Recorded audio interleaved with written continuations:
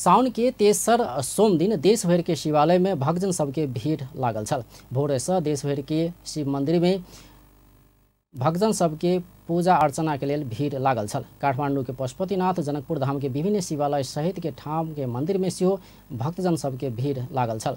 साउन महीना विशेष कऽ आशुतोष भगवान महादेव के प्रिय महीना भेलासँ साउन के सोम दिन विशेष पूजा अर्चना कयल जाइ छै। सोम दिन पूजा आराधना आ अर्चना केलासँ मनोवांछित कामना सिद्ध हेबाक विश्वास रहल छै।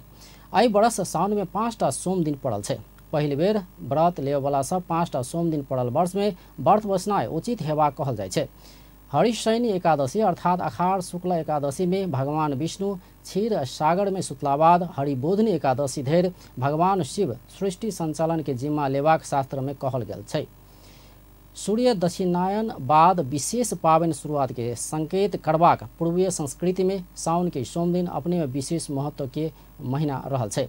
पार्वती साउन महीना में निराहार रहिकऽ कठोर व्रत बैस कऽ भगवान शिव के प्राप्त कयने शास्त्र में वर्णित भेलासँ महिला सब एहि के बेसी महत्व दै छै।